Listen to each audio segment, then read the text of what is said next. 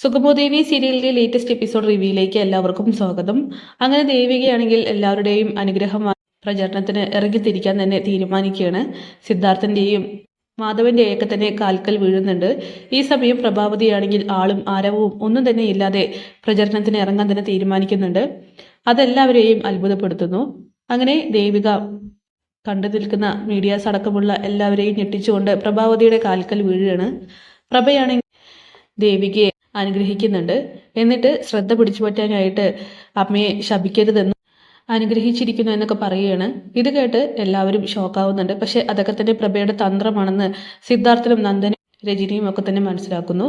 അങ്ങനെ ദേവിക പറയുകയാണ്, എനിക്ക് ഒന്ന് രണ്ട് ആളുകളെ കാണാനുണ്ട്, ഞാനും നന്ദവും പിന്നീട് വന്നോളാം, അച്ഛനും പാർട്ടിക്കാരും പോയിക്കോളാനായിട്ട്. അങ്ങനെ പ്രഭയാണെങ്കിൽ ഒരു സാധാരണക്കാരിയെ പോലെ ഓട്ടോയിലാണ് കയറി പോകുന്നത്.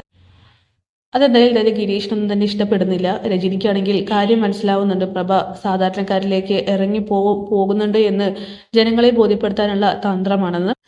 അങ്ങനെ അരുന്ധതിയുടെ വീട്ടിലേക്കാണ് നമ്മുടെ നന്ദന ദേവികയും ചേർന്ന് ചെല്ലുന്നത്. അരുന്ധതിക്കാണെങ്കിൽ അവരെ കാണുമ്പോൾ തന്നെ ഒത്തിരി സന്തോഷമാവുന്നുണ്ട്. അങ്ങനെ ദേവിക അരുന്ധതിയുടെയും കാലിൽ വീണ് അനുഗ്രഹം വാങ്ങുകയാണ്.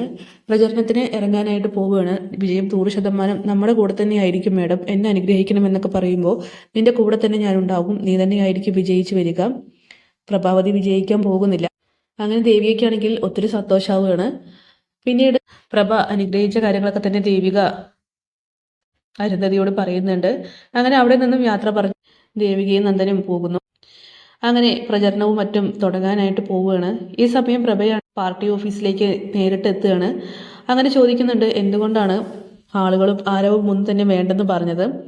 ഇത് കേട്ട് പ്രഭ പറയുകയാണ്, ഞാൻ എന്തായാലും സാധാരണക്കാരിലേക്ക് ഇറങ്ങി ചെല്ലാൻ തീരുമാനിച്ചു, എനിക്ക് അവർ മാത്രം മതി, എന്നോടൊപ്പം ചേരുന്നവർ മാത്രം ചേർന്നാൽ മതി, അല്ലാതെ ഞാൻ ആരെയും നിർബന്ധിക്കുന്നില്ല. എന്തായാലും പ്രചരണവും കാര്യങ്ങളൊക്കെ തന്നെ അതിൻ്റെതായിട്ടുള്ള രീതിക്ക് നടക്കട്ടെ. അങ്ങനെ ദേവിയയ്ക്ക് വേണ്ടിയിട്ട് ഒത്തിരി പേരാണ് വരുന്നത്, പ്രഭയ്ക്ക് വേണ്ടിയിട്ടാവട്ടെ വളരെ ചുരുക്കം ആളുകൾ മാത്രം. പിന്നീട് പോകുന്ന വഴി ഛത്രപതിയെ കാണുന്നുണ്ട്. ഛത്രപതിയാണെങ്കിൽ ദേവികയ്ക്ക് വേണ്ടിയിട്ട് കഠിനമായി തന്നെ പ്രവർത്തിക്കാൻ തീരുമാനിച്ചിരിക്കുകയാണ്. അങ്ങനെ ചന്ദ്രമതി പറയുന്നുണ്ട്, നീ എന്തായാലും ഈ കാണിക്കുന്നതിലൊന്നും തന്നെ 100% ആത്മാർത്ഥതയില്ലെന്ന് അറിയാം പ്രഭേ, നിനക്കൊരിക്കലും സാധാരണക്കാരിലേക്ക് ഇറങ്ങി ചെല്ലാനായിട്ട് കഴിയില്ല. ഇപ്പം നീ കെട്ടിയിരിക്കുന്ന ഈ വേഷടക്കം നിന്റെ അഭിനയം മാത്രമാണ് മറ്റുള്ളവരെ ബോധ്യപ്പെടുത്താൻ. നിനക്കറിയുമോ, ഒരിക്കലും നിന്റെ പാർട്ടി സാധാരണ ജനങ്ങൾക്കൊപ്പം നിന്നിട്ടില്ല. പക്ഷേ ഞങ്ങളുടെ പാർട്ടി അങ്ങനെയല്ല, ഞങ്ങളെപ്പോഴും സാധാരണക്കാർക്കൊപ്പം മാത്രമേ നിന്നിട്ടുള്ളൂ. അതുകൊണ്ട് നീ ഇലക്ഷനിൽ വിജയിക്കാനായിട്ട് പോകുന്നില്ല എന്നൊക്കെ ചന്ദ്രമതി തറപ്പിച്ച് പറയുന്നു.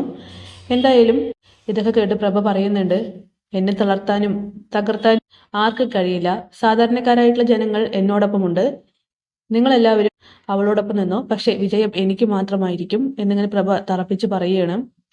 അങ്ങനെ പ്രചരണമൊക്കെ തന്നെ അതിൻ്റെതായിട്ടുള്ള വഴിക്ക് നടന്നുകൊണ്ടിരിക്കുകയാണ്. പ്രഭയുടെ എല്ലാ പെരുമാറ്റങ്ങളും ദേവികയുടെയും സിദ്ധാർത്ഥൻ്റെയും പാർട്ടിയിൽ ചർച്ചയാവുകയാണ്. പ്രഭാവതി മാഡം രണ്ടും കൽപ്പിച്ചാണ് ഇറങ്ങിയിരിക്കുന്നത്. അവരുടെ ഓരോ വാക്കുകളും സാധാരണക്കാരിലേക്ക് എത്തിക്കുന്നത് പോലെയാണെന്ന് പറയുമ്പോൾ പ്രഹസനമല്ല, പ്രവൃത്തിയാണ് പാർട്ടിയിലും രാഷ്ട്രീയത്തിലും വേണ്ടത്. അതുണ്ടോ എന്ന് നോക്കട്ടെ, അത് ആർക്കാണ് കൂടുതലുള്ളതെന്ന് സാധാരണക്കാർ തീരുമാനിക്കട്ടെ എന്ന് സിദ്ധാർത്ഥൻ പറയുന്നു. അങ്ങനെ പ്രഭാവതിയാണെങ്കിൽ എല്ലാവർക്കും ഇടയിലേക്ക് ഇറങ്ങി ചെല്ലുന്നുണ്ട്. പിന്നീട് നന്ദനാണെങ്കിൽ ഈ കാഴ്ചകളൊക്കെ കണ്ടിട്ട് ആകെ ഷോക്കായി പോവുകയാണ്. കാരണം മുന്നിൽ മത്സരിക്കുന്നത് തൻ്റെ സ്വന്തം അമ്മയും ഭാര്യയും, അവൻ ആർക്ക് കൂടെ നിൽക്കണമെന്ന് അറിയുന്നില്ല. അങ്ങനെ ദേവികയോട് നന്ദൻ മനസ്സ് തുറക്കുകയാണ്. സത്യത്തിൽ എനിക്ക് പേടി തോന്നുന്നുണ്ട്, അമ്മ രാവിലെ പറഞ്ഞതൊക്കെ ഓർത്ത് വിഷമം തോന്നുന്നു. എന്തൊക്കെ പറഞ്ഞാലും എൻ്റെ അമ്മയാണ്, അമ്മ ഇലക്ഷനിൽ നിൽക്കുമ്പോൾ എനിക്കും അമ്മയ്ക്കൊപ്പം നിൽക്കണമെന്നുണ്ട്. പക്ഷെ പെട്ടെന്നെടുത്ത അമ്മയുടെ തീരുമാനത്തെ എനിക്കൊരിക്കലും യോജിക്കാനായിട്ട് കഴിയുന്നില്ല. ദേവിക പറയുന്നുണ്ട്, ഞാനൊരിക്കലും അമ്മയെ മത്സരിക്കുന്നില്ല, അമ്മയ്ക്ക് വേണ്ടി ഞാൻ രാഷ്ട്രീയം തന്നെ വിടാമെന്ന് തീരുമാനിച്ചല്ലേ എന്ന് പറയുമ്പോൾ വേണ്ട, അതൊരിക്കലും അരുത്. പക്ഷേ അമ്മയുടെ കാര്യം ആലോചിക്കുമ്പോൾ അമ്മയ്ക്കൊപ്പം നിൽക്കേണ്ട അച്ഛനും ഞാനും മാറി നിൽക്കുന്ന ആ ഒരു അവസ്ഥ ആലോചിക്കുമ്പോൾ വിഷമമുണ്ടെന്ന് മാത്രം. ഇതൊക്കെ കേട്ട് ദേവിക്കും നന്നായി തന്നെ വിഷമാവുന്നുണ്ട്. പക്ഷെ അവളാണെങ്കിൽ നന്ദനെ സമാധാനിപ്പിക്കുന്നു. ഇനി മത്സരിക്കല്ലാതെ മറ്റൊരു വഴിയില്ലെന്ന് ദേവിക്കും നന്ദനും ബാക്കി എല്ലാവർക്കും അറിയാം. എന്തായാലും പ്രഭാവതിയെ ഞെട്ടിച്ചുകൊണ്ട് ആ ഒരു കോള് വരുന്നുണ്ട്. മറ്റാരുമല്ല, ഋഷി തന്നെയാണ്. മത്സരത്തിൽ പങ്കെടുക്കരുതെന്ന് ഋഷി മുൻകൂട്ടി അറിയിപ്പ് നൽകിയതാണ്.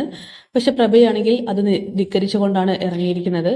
എന്തായാലും പ്രഭയെ കാത്തിരിക്കുന്ന മറ്റൊരു ഞെട്ടിക്കുന്ന ദുരന്തം എന്താണെന്ന് തന്നെ കണ്ടറിയാം. കാത്തിരിക്കാം ലേറ്റസ്റ്റ് എപ്പിസോഡ്സിനായിട്ട്. Bye bye.